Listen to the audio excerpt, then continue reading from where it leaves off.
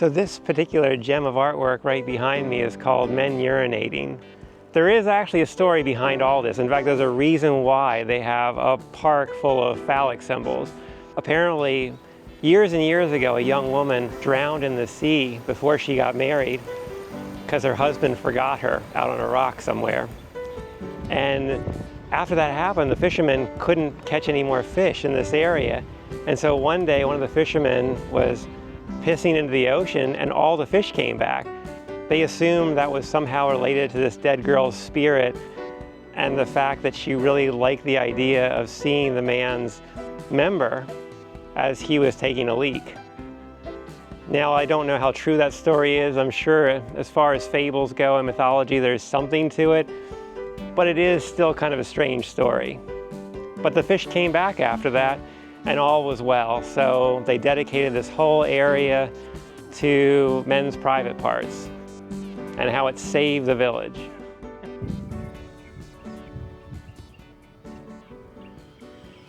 Well, I'm just here in the middle of nowhere, South Korea, just by a bus stop, which may or not actually have buses that drive by and pick people up. I am headed over to one of the most amazing parks in the country, but it does take a little bit to get out here, and just be prepared to get on a lot of buses on a lot of small roads.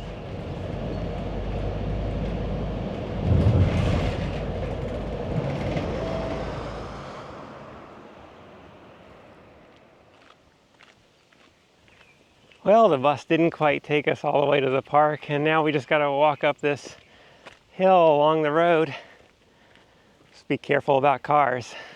Luckily, there aren't too many of those out here either.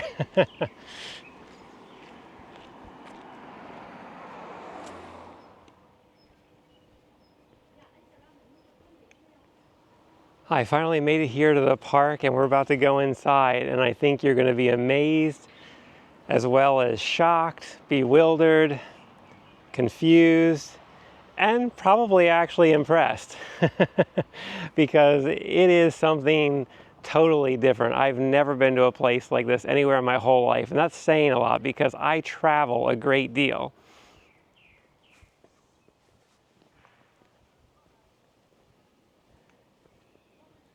This is truly one of the most gorgeous parks I've ever visited because you have the mountains here as well as the coastlines that you can go down to and enjoy the rocky cliffs. And we're coming up on our first statues.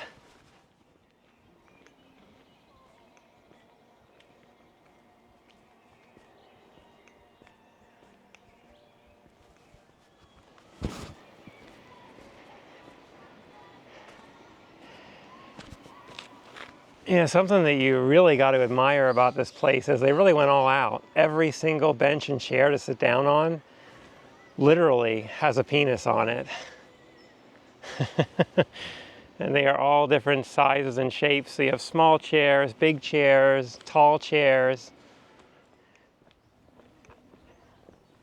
So here's a nice grove of penises right here. They're quite big though, quite tall. They're probably about 7, 8 foot tall each. Wood carvings, that is.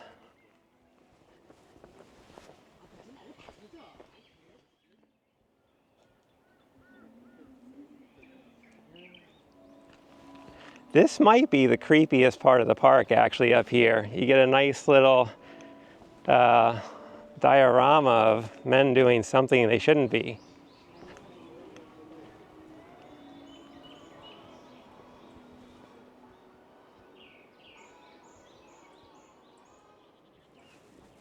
So here you've got all these phalluses that are the different zodiac signs. Mine's right over here, it's the monkey. Oh, I think it's time for a rest. This bench is really comfy though. So we shall continue onward toward the sea. It's so nice out here because of the weather, the temperature, the cool breeze.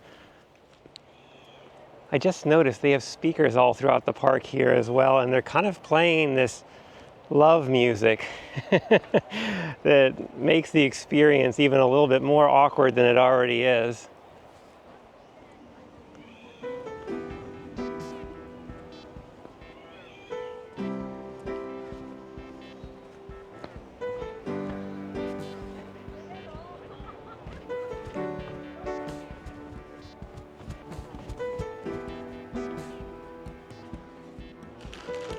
Time for my break. Got my water and my little rice seaweed snack. Real dehydrated.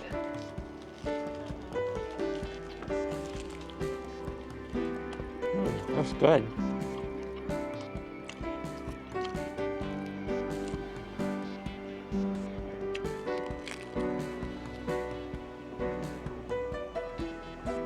So right down that hill there's actually a cannon, and I'm pretty sure, well, you can guess what it is.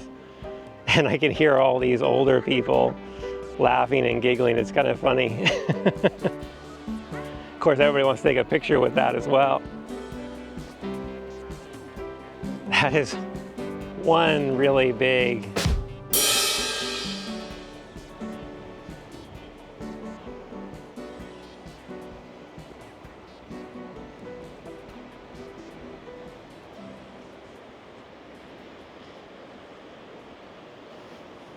wow, don't know what happened here, but this one fell over.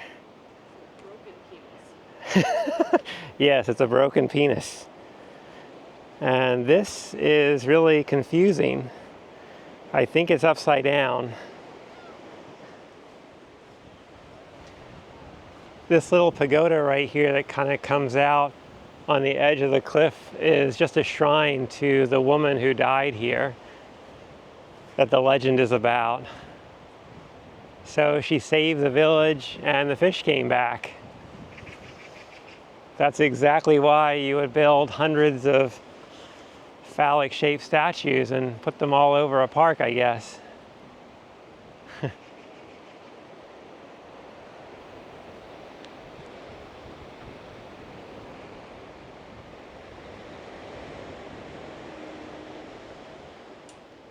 The cliffs up here just look incredible, and I'm actually going to go down the stairs and walk even closer to them.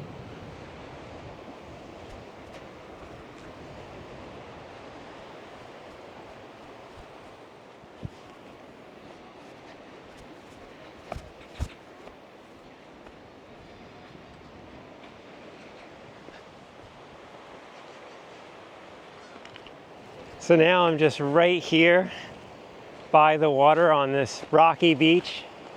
And I think one of these rocks behind me in the water is where the girl drowned from that story that I told you earlier, the mythology of this area and how it became the park that it is today. Wow. Walk up right to the water. I could put my hands in there, but you know what? I'm honestly kind of worried about that, knowing how many people, you know.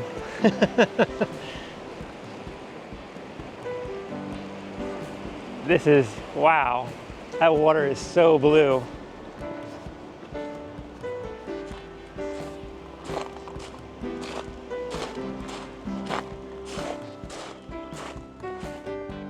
So there is actually a museum here, but I'm not even sure if you need to go into that one, because honestly the sculpture garden outside and the cliffs and the natural beauty of this place, I would focus all your energy on that.